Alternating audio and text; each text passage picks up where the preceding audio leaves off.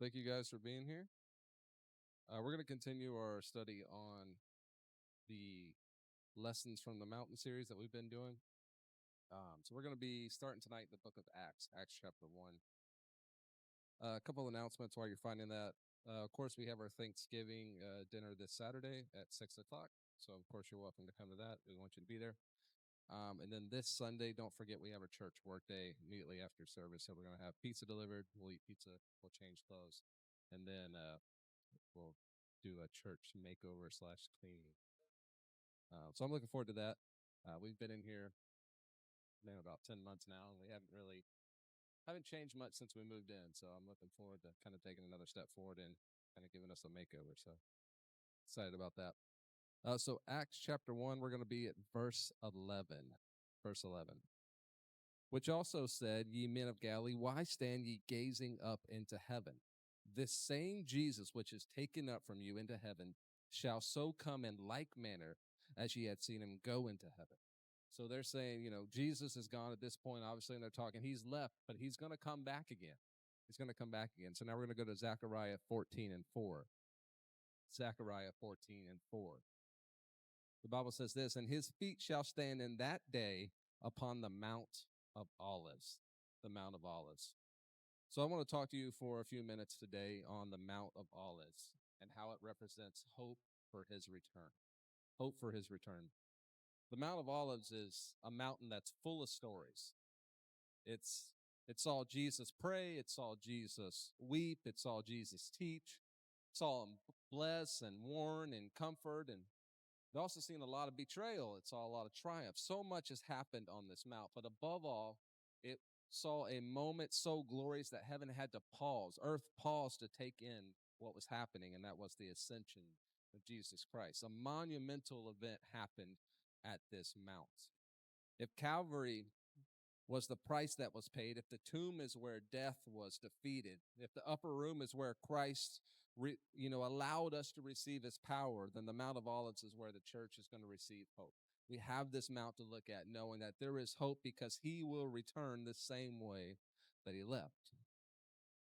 That this mountain was where Jesus lifted his hands one last time. It's where he blessed his disciples. It's where he rose in the clouds and he prayed until his eyes were just wet and he couldn't pray anymore. It's this mountain where his angels announced the promise every believer still holds in their heart today. He is coming again. Again. And in this mountain where prophecy says his feet will one day touch again, splitting the mountain in two, ushering in victory so complete that every knee will bow and every eye will behold him. My computer is getting emails. That's my work computer, and it's getting a lot of emails. It connected to the internet all of a sudden, so it started up there. Sorry about that.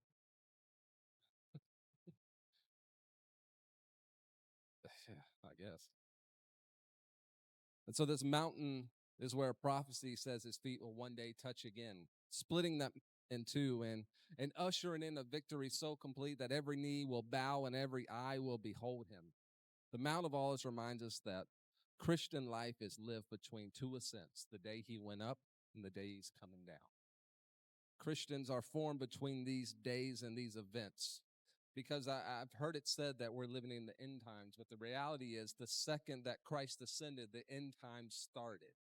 It's been going on for thousands of years, but we're living in the end times because we're in between the space where he left and the space that he's coming again.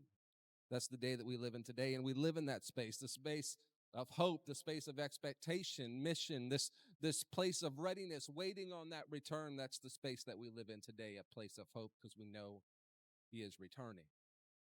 We have to anchor our faith in the fact that he is coming soon. He is coming soon. We don't know the day. No man know the day nor the hour. We understand that. We have things that we can look at. We understand that. But we're living in that time of in-between from the ascension and to him coming back again. But we must understand that this ascension, of course, gives us confidence. This ascension on the Mount of Olives was more than just a farewell scene. It was the coronation of a king. It was It was a monumental event. Jesus didn't just sneak back into heaven and just have it be something kind of done in the back door. He didn't just slip through the back door real quick where nobody sinned. He ascended. He made a spectacle of this thing. It was visibly glorious. It was this triumphant exit. It was something that meant something. He went up and he blessed his disciples. You can see that in Luke. And he went up in a cloud of glory, the Bible says in Acts 1, chapter 9. He went up in victory because he had conquered death, hell, and the grave. There was so much fanfare around this event. And when the early church went and preached about these things, they didn't preach about a weak Jesus or a buried Jesus or a defeated Jesus. That's not what they talked about. They preached about a risen and an ascended Lord, seated at the right hand of God, ruling and reigning. That's the God they talked about, not the defeated God, not the God that was in the ground. They talked about the God of ascension. The Mount of Olives reminds us that he's not in a tomb. He's not on the cross. He's not trapped in history or trapped in the ground. He is exalted. He is enthroned. He's alive forevermore, and he's coming back for us. Because he ascended, it means that our prayers now have somewhere to go, that we can now worship a king, and we have a future that is guaranteed. It means that our hope has an anchor because he has risen and ascended. It's not enough for him just to be risen. We understand that it's great that he came back from the dead. That's an amazing fact that only a God could do. But if he just stayed here on earth, it would not have meant the same. He had to ascend back to heaven. He said he goes to prepare a place for us. He had to leave us. But because he left, we know he's coming back for his church again. So we serve a Jesus who is powerful right now, ruling on the throne of heaven. And so he went up victorious, and he's going to come back victorious. So that means he's still victorious today. He's not limited in this time of in between. He still has all power and all authority, and he's still living in this victorious life. Another thing it reminds us of is that the angels will give us clarity that he will return in like manner. The angel, of course, was given this declaration saying that he's going to return. And as the disciples stood and they were frozen in wonder, staring into the sky, two angels appear with a message that has outlived empires and outlived generations. The same Jesus, not another Jesus, not another God, not a symbolic Jesus, not a metaphor, not an idea, not some spiritual concept. The same Jesus, the one that was born in Bethlehem, the one that was crucified, the one that was raised from the dead, that same Jesus, so many thousands of years ago, is going to come again in like manner. This is the angels saying this. That same Jesus, that same God that loved you and gave his life is going to come back again in the very same manner.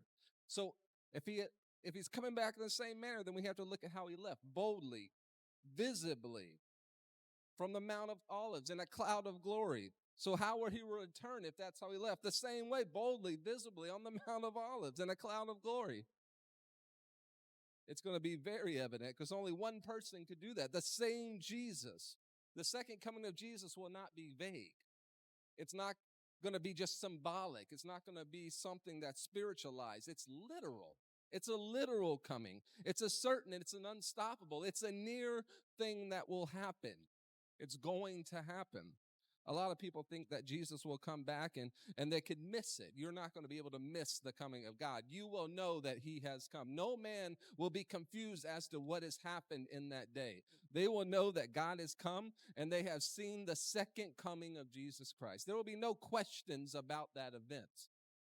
The Bible makes it too clear that it will be just as it was. He left in fanfare. He will come back in fanfare.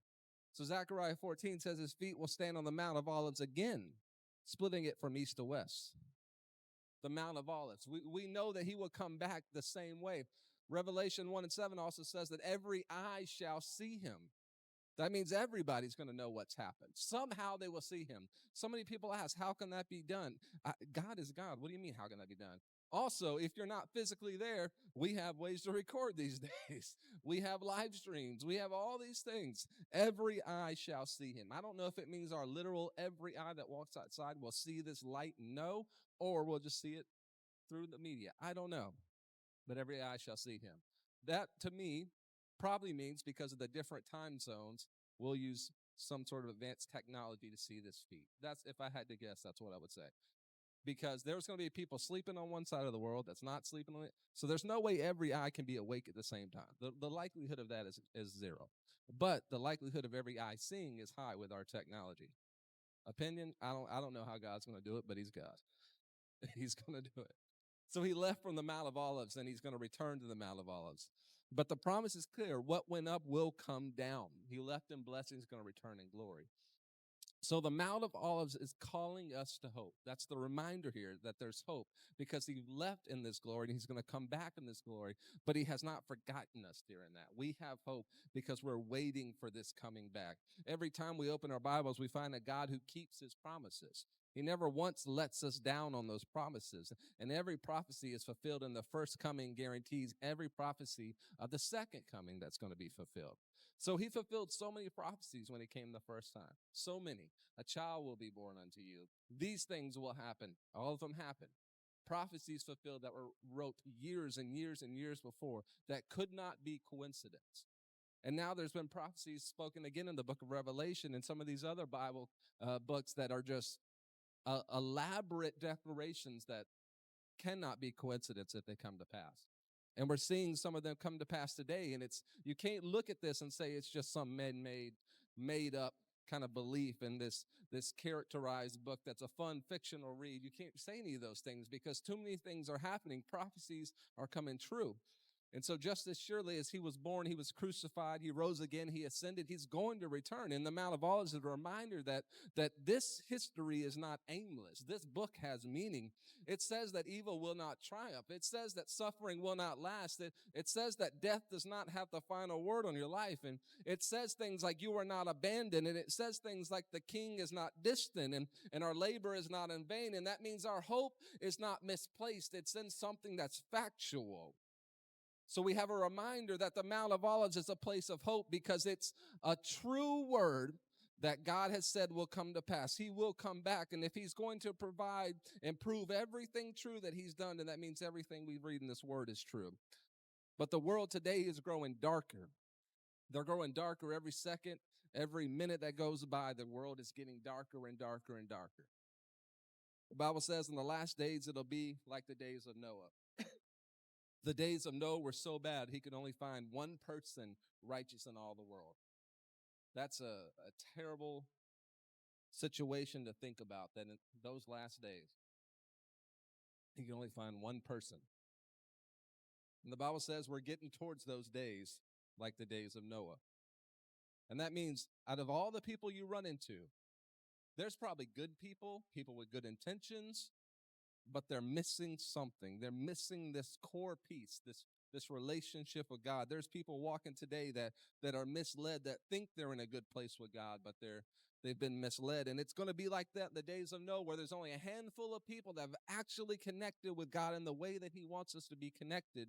And there's so many people that have been misled. So the world is growing darker and darker every day. Even with people that are good, have good hearts, they're walking a dangerous path. But our hope has got to be growing brighter every day. The world is getting darker, but we got to be growing brighter every day. The world may rage, political parties may fight, countries may fight, but we have to keep looking upward. He's coming back. All this stuff, it's serious. I get it, but at the end of the day, he's coming back. I'm supposed to be preparing myself for that coming. You know, the world can shift, things can change, but his prophecy, his word remains unchanged. It will never change. And every time, the sun rises another day, he's coming. Every time it sets, he's still coming. And every time we speak to others and we're feeling down, he's coming back. I can't waste this opportunity because he's coming back. And every time God answers a prayer, he's still coming back. And every time he doesn't answer a prayer, he's still coming back. And every baptism we do is a testimony saying he's coming back and I got to be ready. And every time we connect with him, it's because we want to be ready when he comes back. And when Jesus returns on the Mount of Olives, justice is going to flow. And I've told you before, as we've had lessons, that his first coming brought salvation, and his second coming is going to bring judgment. And so a lot of people will not be happy with the second coming of God. The first coming of God was great. It was a chance of salvation. He was changing how we understood what it meant to give a sacrifice and be, pure before him. He changed all these things, and it was great because it applied to everyone in a good manner. But now this Second time he comes back, he's bringing judgment. There'll be a few that go to be with him that love it, and there'll be a lot that are upset with the judgment. So justice will flow the second time that he comes back. It's construction over there. Yeah. Yeah.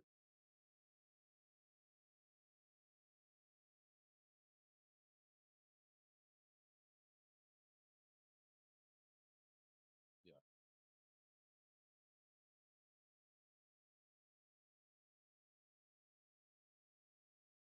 Yeah. Yeah. Yeah. Yeah. It always reminds me of the story of the 10 virgins. There were 5 wise and 5 foolish. The interesting part about that story is they all had lamps. They were all in the right place. They were all virgins. They had everything the same. Just 5 of them had enough oil and 5 of them did not. Exactly the same things, exact same opportunities to enter into the bridegroom. They did everything else the same except the oil. To me, God was making a clear analogy that we can do everything right on the outside.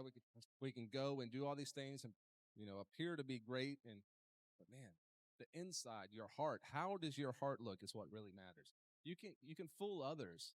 The virgins didn't have any clue that they were foolish. They didn't.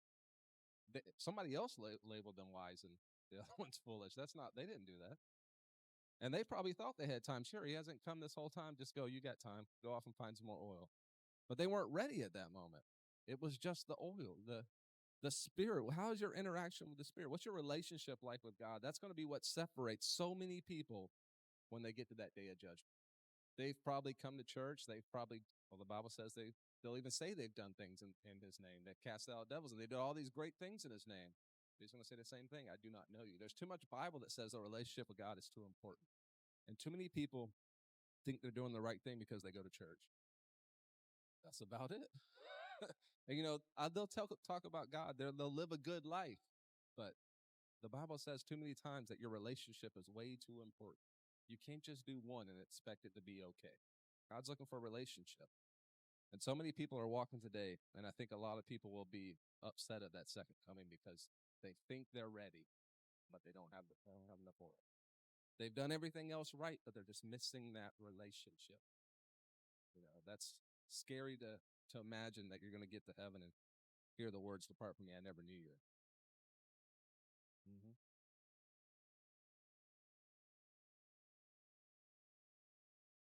It's not supposed to bother.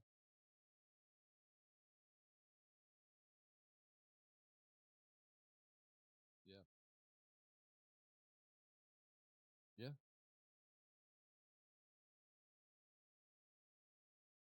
yeah,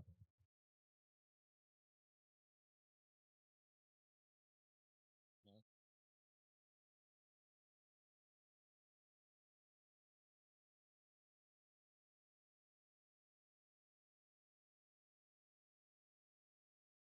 yeah.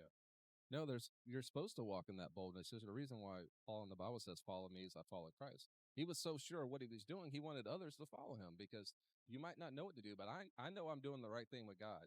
So follow me. There's a confidence there that says, "Hey, I know I'm right with God. You have questions, let me help you." Because we're all trying to get to the same place.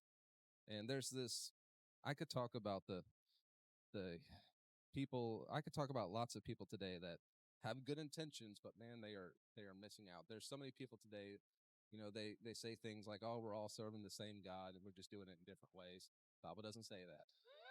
There's all kinds of things like that when God comes back and he brings that judgment, your intentions aren't going to get you through.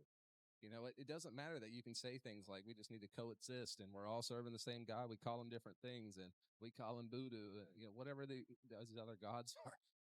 That's not what this says. There's no other God before me. That's clear. That's real clear there. And so that doesn't mean that you serving these other gods equals the same thing. That's not Bible. That's kind of the things that when God comes back in judgment, it's going to be an eye opener for so much people because, man, I thought I was doing the right thing. I had the right intentions, but we didn't align with this word. This is what he opens. Yeah. Yeah. No, he's going to open this up in Judges. This is what's going to be the criteria for you getting in.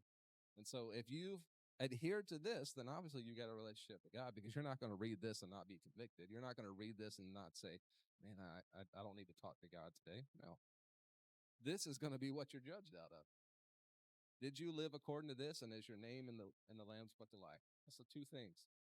And there's so many people today that think they're doing those, and I'm worried they might be mistaken.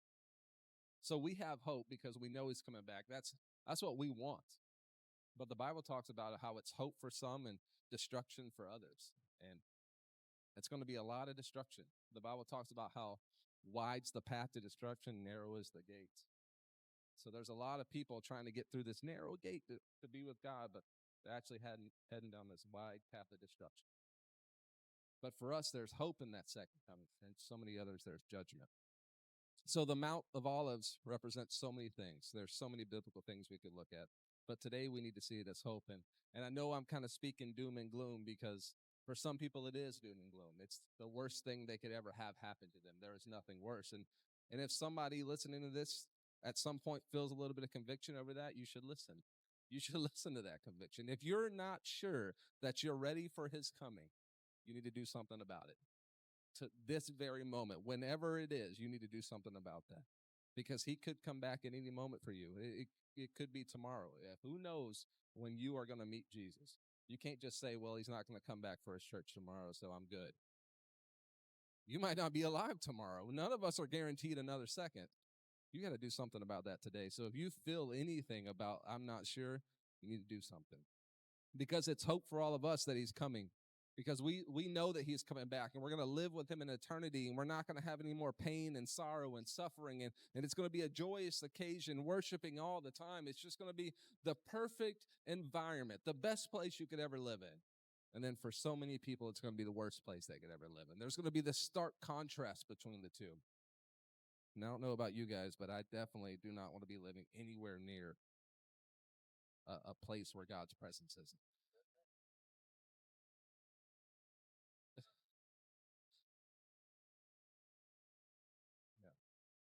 It's there's a reason why, when all of this happens, the Bible kind of talks about how there'll be no sorrow. That means there's going to be this great gulf dividing, because if any of us knew how many people missed, it wouldn't be heaven either, because we would be so burdened for everybody that suffers. So unfortunately, those people that do not make this joyous second coming are going to have to live with the fact that they've missed. They will have an understanding of where they are and where they could have been, and it's terrible. It's so heavy of a burden, and too many people don't take that very seriously. They feel like, life is life, and once I'm gone, I'm gone. Uh, Once you're gone, your life actually is beginning, and it's a very, very, very, very, very long life. Life is but a vapor, according to the Bible. We're talking about all these references. All this is found in the Word. Google it if you're not sure. The Bible says life is but a vapor. That means in the grand scheme of eternity, this is just seconds. It's so light. It means nothing in the grand scheme of eternity. And so what you do with your 60, 70, 80, 90 years on earth, however much the Lord gives you, it's hardly anything compared to eternity. But everything you do in these years that you have on earth determines the rest of your eternity. It's not something to take lightly. You have to be sure that you are ready for that second coming. You must be sure that when He comes back, it is glory. When He comes back, it is victory, because that's the way He's coming back. But for you, is it going to be the same? Is it going to be, oh man, I'm so happy to see God, or man, I wasn't ready to see God? Because it's too late. Once that happens, it's too late. He's going to look at you and say, I gave you so many years to prepare. I gave you so many days, so many minutes, so many hours to be ready for my coming. It's too late. It's too late. So today we got to be ready. We got to be ready for the second, because it's a mountain of hope, and it should be hope for so many that He's coming back for me and He's coming back for the church. And it's the start of a new beginning, the start of a new life with Him. And so I'm excited for that, but I'm also burdened for everyone that's not ready. And so the Mount of Olives could be so many things. I could have talked about so many things on the mountain. It's so influential in the Bible. There's so many things that'll be happening on the Mount of Olives. But to me, one of the most important things is the second coming. God coming back again for His church. It's the day that I'm prayerfully looking forward to. I cannot wait to be an eternity with God. And I want everyone that I come in contact to be with it, but be with Him also. I want my family to make it. I want my friends to make it. I want my colleagues, everyone to make. I don't want anyone to miss out on it. And so I'm keep pushing forward. I'm gonna keep doing what I can do to make sure I'm ready.